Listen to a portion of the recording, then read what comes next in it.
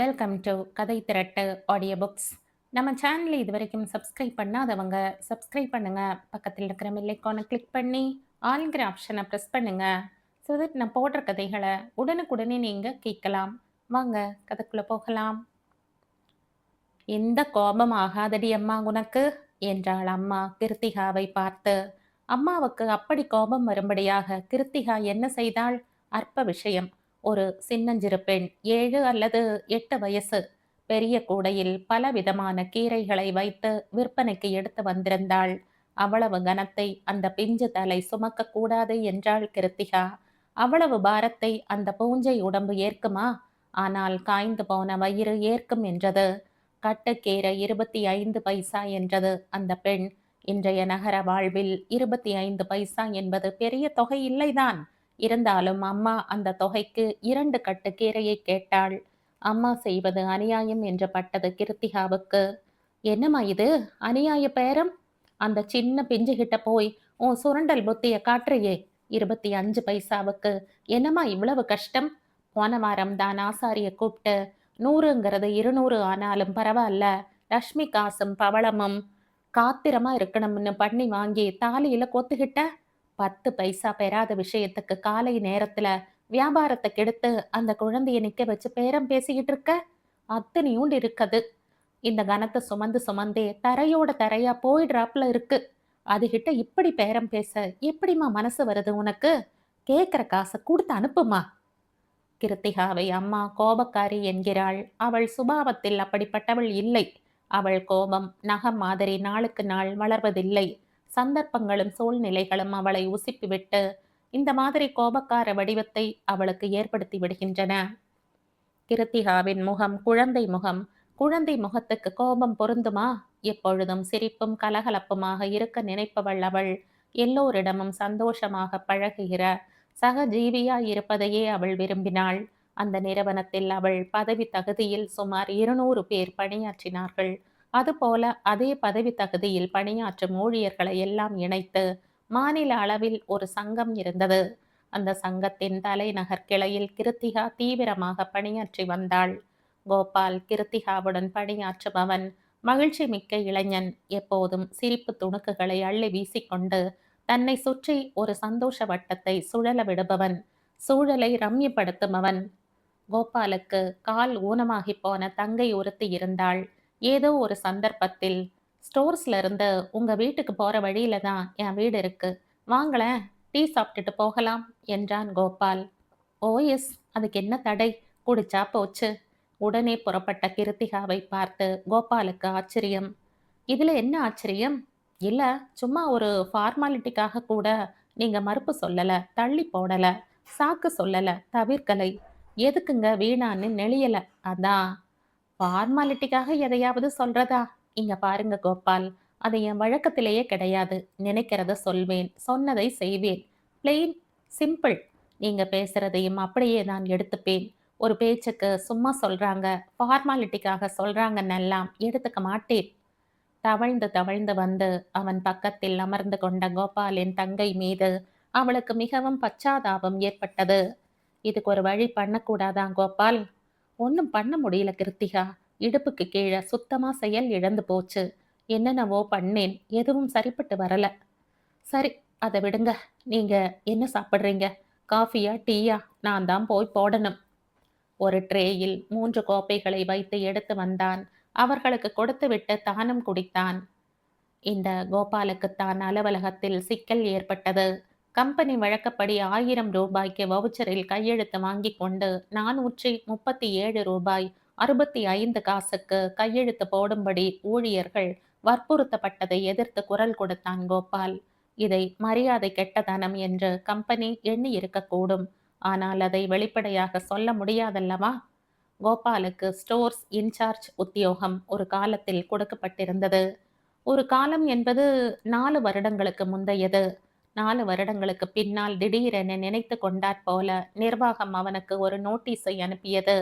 அதன் உள்ளடக்கம் என்னவென்றால், விலை உயர்ந்த வெளிநாட்டு கருவிகள் முதலான நுணுக்கமான பலதும் காணாமல் போயிருந்தன என்றும், காணாமல் போன அந்த பொருட்களின் அன்றைய விலை மதிப்பு சுமார் 10,000 ரூபாய்க்கு மேல் என்றும் அந்த பணத்தை கோபால் எப்படி திருப்பி அடைக்கப் போகிறார் என்றும், அதற்கான விளக்கத்தை 7 தினங்களுக்குள் தராவிட்டால் அவன் ஏன் வேலையில் இருந்து விலக்கப்படக்கூடாது என்றும் கேள்வி எழுப்பப்பட்டிருந்தது.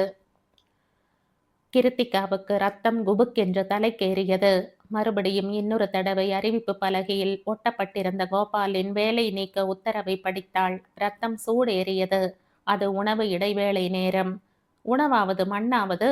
சக தொழிலாளியின் சாப்பாட்டில் மண் விழுந்த பிறகு சம்பிரமமாக உட்கார்ந்து சாப்பிட்டு கொண்டிருப்பதாவது யோசிக்க வேண்டிய அவசியம் இல்லை. அதற்கான நேரமும் அதுவல்ல. நேராக ஜிஎம்மின் அறை நோக்கி விரைந்தாள். துண்டு சீட்டில் பெயரும் அவள் அவரை பார்க்க விரும்புவதற்கான காரணத்தையும் எழுதி பியூன் மூலம் கொடுத்தனுப்பினாள்.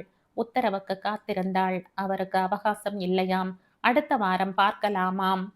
பார்க்கலாமாவா? அடுத்த வாரமா? அது என்ன கணக்கு? தள்ளு கதவை உந்தி திறந்து கொண்டு நுழைந்தாள் கிருத்திகா. 1 minute madam please.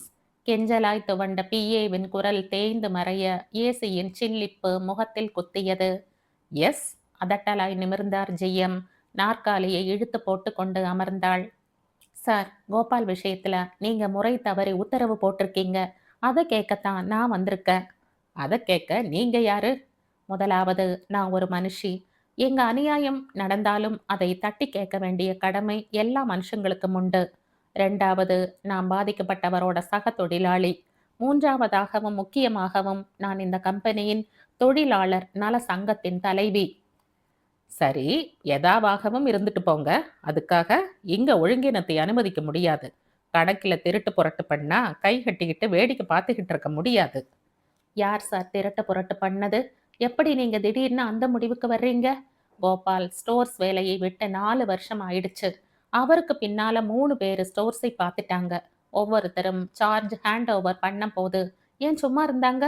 வருஷா வருஷம் ஆடிட் பண்ணாங்களே, அப்ப எப்படி இந்த ஷார்டேஜ் பத்தி அவங்க கேள்வி கேட்காம விட்டாங்க?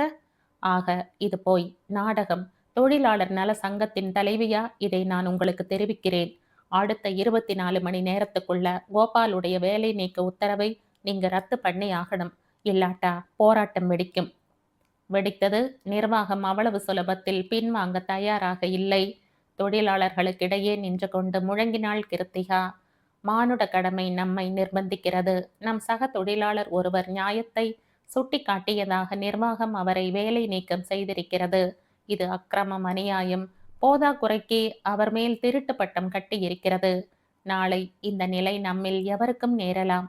ஆகவே புறப்படுங்கள். அநியாயத்தை நாம் தான் செய்ய வேண்டும் என்பதில்லை. வேறு எவர் செய்தாலும் அதை தட்டி கேட்காமல் கை கட்டி கொண்டிருப்பவன் எவனும் அந்த அநியாயத்தை ஆதரித்தவனாக, அதை தானே புரிந்தவனாவான் என்கிறார் விவேகானந்தர். எனவே நாம் இதை எதிர்ப்பதே நியாயம். ஓரிருவர் தயங்கினாலும் எல்லோரும் சற்று நேரத்தில் வெளியே வந்தார்கள். குழுவாய் திரண்டார்கள். கோஷங்கள் கிளம்பின. பழி வாங்காதே, பழி வாங்காதே, தொழிலாளர்களை பழி வாங்காதே, ஓய மாட்டோம், ஓய மாட்டோம், நீதி கிடைக்கும் வரை ஓய மாட்டோம். ஊர்வலம் புறப்பட்டது. கிருத்திகா உரத்து சொன்ன கோஷங்களை ஊர்வலம் திருப்பி திருப்பி சொன்னது. 4 தெருக்களையும் சுற்றி வந்தது. முக்கிய வீதிகளுக்கு செய்தி சொன்னது. நிர்வாகம் சிந்தித்தது. ஒரு நாள் வேலை நிறுத்தம் என்பது எத்தனை லட்ச நஷ்டம் என்று கணக்கு பார்த்தது. வெளிநாட்டுக்கு பொருட்களை அனுப்பி வைக்க வேண்டிய நாள் தாண்டிவிட்டால் வியாபார உலகில் அதை எதிர்கொள்ள வேண்டிய விளைவுகள் எவை என சிந்தித்தது. கோரிக்கைகளுக்கு செவி சாய்ப்பதாய் பாவித்தது. பணிந்து விட்டார் போல போக்கு காட்டியது. நிர்வாகம் ஒரு முடிவில் இருந்தது. சூடு தணியட்டும், காயை வெட்டுவோம் என்று காத்திருந்தது. வெட்டியது. பணி செய்து கொண்டிருந்த தொழிலாளர்களின் வேலையில் குறுக்கிட்டு பணியை தடுத்து தன்னோடு நிர்வாகத்துக்கு எதிரான நடவடிக்கையில் ஈடுபடாவிடில் அவர்களுடைய உயிருக்கு அபாயம் விளைவிப்பதாக கிருத்திகா மிரட்டியதாக போலீசில் புகார் செய்யப்பட்டது. 2 கருங்காலிகள் அந்த குற்றச்சாட்டு உண்மை என்று சத்தியம் செய்து சாட்சி கூறின. போலீஸ் விசாரிக்கலாயிற்று. விசாரணை முடிவு தெரியும் வரை கிருத்திகா தற்காலிகமாக வேலை நீக்கம் செய்யப்பட்டிருப்பதாக நிர்வாகம் அறிவித்தது. இதையும் உணவு இடைவேளையின் போது கிருத்திகா அறிவிப்பு பலகையை பார்த்து தான் அறிந்து கொண்டாள். யானை தன் பாதையில் விழுந்து கிடக்கும் மெல்லிய கொடியை பார்ப்பது போன்ற அலட்சியத்துடன் பார்த்தாள். நாங்கள் கோடிக்கால் பூதங்கள்.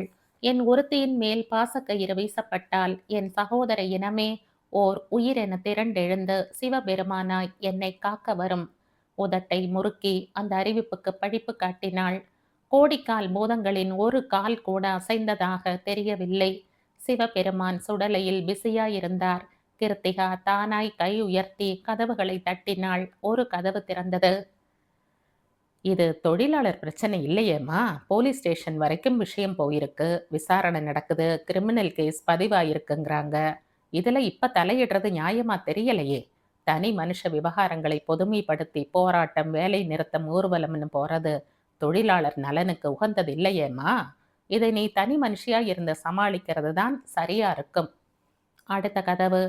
உங்க நிலைமைய பார்த்தா எனக்கும் பரிதாபமாகத்தான் இருக்குங்க. உங்களுக்கு உதவியா நடவடிக்கையில இறங்கணும்னு தான் தோணுது. ஆனா முடியலையே. ஏன்னு கேளுங்க. என் பொண்டாட்டி ஏற்கனவே ஹிஸ்டீரியாக்காரி. இப்பவானா உங்க பெயரை கேட்டாலே அலறா. எவனாவது வத்தி வச்சுட்டான்னா வாழ்க்கையே பாழாயிடும். அவ அப்படி பயப்படுறா. இன்னொரு கதவு. என் பொண்டாட்டியும் கேட்பானா உங்களுக்கு என்ன அக்கறைன்னுவாதான். அதை பத்தியெல்லாம் நான் கவலைப்படல. என்ன பண்ணிடுவா? மிஞ்சி மிஞ்சி போனா கோவிச்சுக்கிட்டேன்னு பொட்டிய கட்டிக்கிட்டேன்னு கும்மிடி பூண்டியில இருக்கிற அவங்க அம்மா வீட்டுக்கு ஓடுவா. அதுவும் நல்லதுதான். 10 நாளைக்கு வீடு ஃப்ரீயா இருக்கும். நீ அங்கேயே வந்து தங்கிடலாம். ஜாலியா இருக்கும். மற்றொரு கதவு. பாயிண்ட் என்னன்னா, நீங்க இருக்கிற சங்கம் வேற. எங்க மேலிடத்துல உத்தரவு வாங்கணும். உங்களுக்கு உதவியா எதையாவது செய்யணும்னா அது அவ்வளவு சுலபம் இல்ல. இன்னொரு கதவு. என்ன விட்டுருங்க மிஸ் கிருத்திகா. என் வைஃப் பார்த்தா பெட்ரூம்குள்ளேயே என்ன விடமாட்டா. வேறொரு கதவு. யூ see கிருத்திகா, நீங்க ஆம்பளைகளுக்காக பறிஞ்சுகிட்டு வர்றது வேற. அது ஒரு சிம்பதி ஏற்படுத்தும். பாரா, பொம்பளைங்க தாய்க்குலமே முன்னால வந்து தட்டி கேக்குதுன்னும். ஆனா இப்ப நான் உங்களுக்காக பேசினேன்னு வச்சுக்கங்க. அதுக்கு அர்த்தமே வேற மாதிரி ஆயிடும். எனக்கு வேற ஏற்கனவே பொம்பளைங்க விஷயத்துல வீணான கெட்ட பேர். இதுல என் பேரு கெட்டு போயிடுதேங்கிற கவலை எனக்கு இல்லைங்க. உங்க பேரு கெட்டு போயிடுமேன்னு தான் யோசிக்கிறேன். சின்ன சின்ன வெள்ளை மலர் செண்டுகளாய் இட்லிகள் சூடு ஆறுவதற்கு முன் கணவனுக்கு எதிரே இருந்த தட்டில் வேகமாய் பரிமாறினாள் கிருத்திகா. ஒரு பக்கம் புதினா சட்னியும் இன்னொரு பக்கம் கத்தரிக்காய் கொத்தும் வைத்தாள். தொட்டிலில் குழந்தை சிணுங்கியது. பால் புட்டியை தேடி நிரப்பினாள். குழந்தையை எடுத்து இடுப்பில் இடுக்கிக் கொண்டாள். பார்வை பக்கத்து நிலை கண்ணாடியை ஒரு வினாடி தொட்டு தடவியது. பெருத்துத்தான் போயிருந்தாள். பொட்டருகே நரை, கன்னம் நிறைய சதை, முகத்து மஞ்சள், காது தோட்டை நிறம் மங்க வைத்திருந்தது. என்ன ஆச்சா? ஸ்கூட்டரின் இருக்கையை அழுக்கு துணியால் துடைத்தபடி குரல் கொடுத்தான் கணவன்.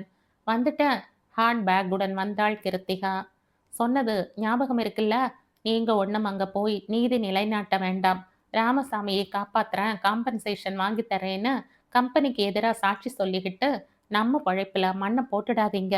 நாம உண்டு நம்ம வேலை உண்டுன்னு இருந்தா போதும். இந்த காலத்துல தான் வேலை கிடைக்கிறதே குதிரை கொம்பா இருக்கே. இருக்கிற வேலையை கெடுத்துக்காதீங்க. இடுப்பில் இருந்த குழந்தையின் கையை பிடித்து கணவனுக்கு டாட்டா காட்டினாள்.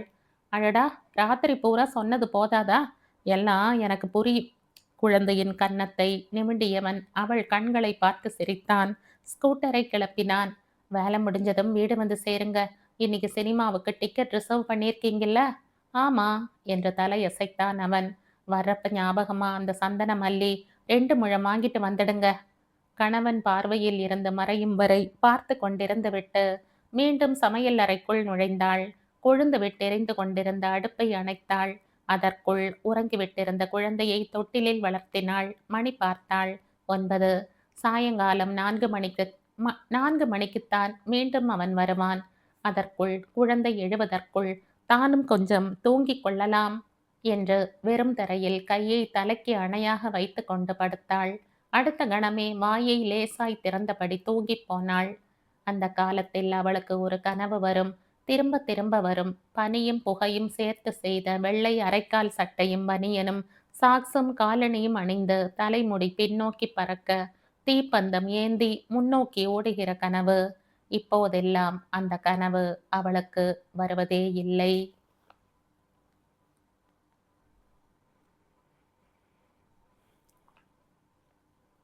இதோடு இந்த கதை முடியுது. இந்த கதை உங்களுக்கு பிடிச்சிருந்தா லைக் பண்ணுங்க, ஷேர் பண்ணுங்க, சப்ஸ்கிரைப் பண்ணுங்க. மற்றும் ஒரு இன்ட்ரெஸ்டிங்கான கதையோட அடுத்த வீடியோல சந்திப்போம். பாய். Thank you.